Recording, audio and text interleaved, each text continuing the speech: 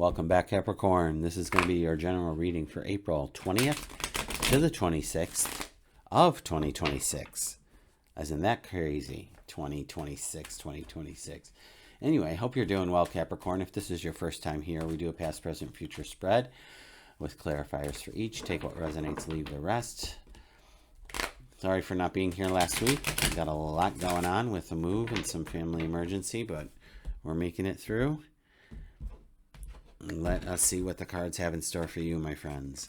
We have the Two of Cups, so this could be a love interest that was floating around here.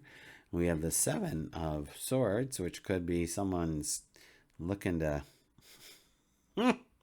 thwart your plans.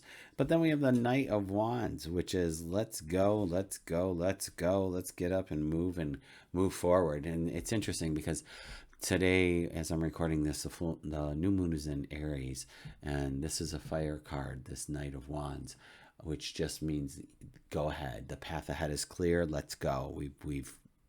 We're done. We're ready.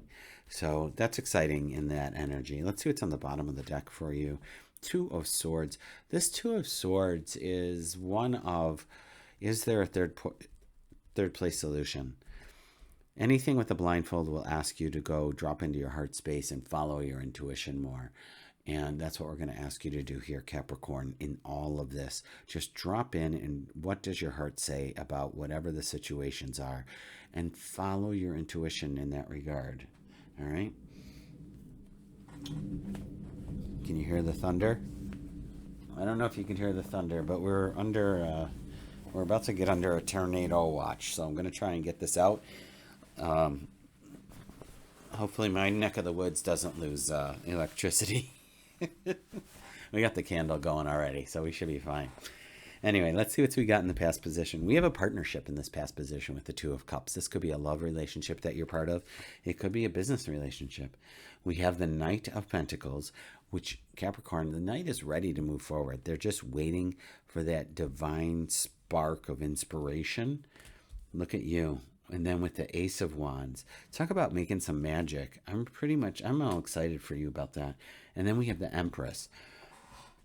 The Empress is a culmination of all the queens. So hello. Excuse me.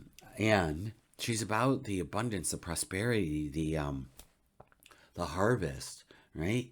So I feel that even though like there's not a lot of action happening in this first row for you, I think you've been queued up to just take your right next step into something amazing. So I'm really, because it feels really good, so I'm super curious about this Seven of Swords here. Because the swords are double-sided, kids. They could be this or that, all right? They could be someone is stealing from you and, messing up your plans. Or you're saving the village because you're taking these swords from the enemy camp and they can't attack you.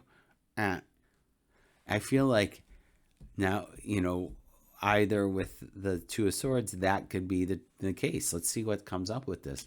We have the Wheel of Fortune. So I feel like it's the latter, that you are preparing yourself, putting your oxygen mask on first in preparation for what this Wheel of Fortune has for you, because you have prepared in this past position for what is coming next. So maybe the Seven of Swords is a little extra more preparedness for you, Capricorn. Because here's justice. Talk about the swift swords of justice, and you have 7 of them. Like, seriously, it's a lot of air. Libra, Gemini, Aquarius for you. And this justice is a Libra. So Capricorn, if you've got Libra in your chart, maybe go listen to that reading too. See what's going on for you. But justice is served. I feel that whatever the Seven of Swords was about is coming out. And look at this, 10 of Cups. Coming out roses, kids. I feel like things are coming out in your favor, for your benefit. Whatever karmic thing had occurred, you are getting your just desserts. Like, you've waited a long time for this sky to clear and this rainbow to show up, and it's coming. So congratulations on that. I feel like with all these planets moving into Aries, and particularly tonight with the Aries moon, There's an opportunity to use this Ace of Wands and create the magic that you want to create in the world for yourself, to better yourself, your life, your situation, so you're not just surviving, but you're thriving. Like you can be philanthropic. All right? That's what I'm feeling for this Capricorn. It's not, and I don't say that lightly, but I feel like this Aries time is a really big time to just harness that energy and go take that leap of faith. And that's where we're at with this Knight of Wands. We're leaping. Justice has been served and you are leaping. Oh my gosh, you're not even leaping. Look at this. You're with this Knight of Swords. This first Knight of Wands is fire, and then you're going to throw some air onto that. Dude, this is so fast. This fire is moving so quickly. Hold on to your hats. So why you drop the wine then with the Five of Cups? I don't know. And then the Hangman. Very opposite energies, but I'll say this. This is how the story can unfold and how they can go together, is that if we are moving that quickly, we are going to drop those things that aren't serving us anymore. And good for you. Good for you, Capricorn, because we don't want to carry dead weight and we don't want to carry things we don't want any longer. So go ahead and release those things. And remember to always step into your intuition, as I point to the Two of Swords. We end with the Hangman. It's taking a moment to go within to ensure that we are on the right path. This is, and I'll say this until the cows come home, meditation is the key, my friends. Meditating. And it's not about stopping your thought. It's about allowing a thought to come up and then just float down the river like a leaf on the stream and just allow it to go. And then the next thought's going to come up, and it's just going to be the space between them is where that inspiration comes. The thoughts will always be there. It's the space between the thoughts that allows information to come in. All right? Because we want to be thinking our thoughts versus them thinking us. Okay?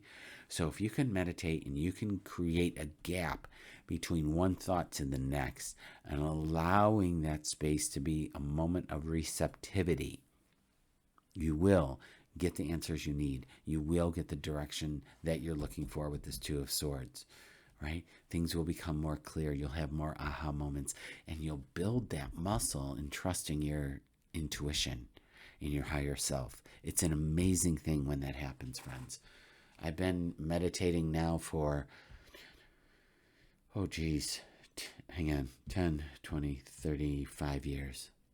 It's amazing when you can make that space.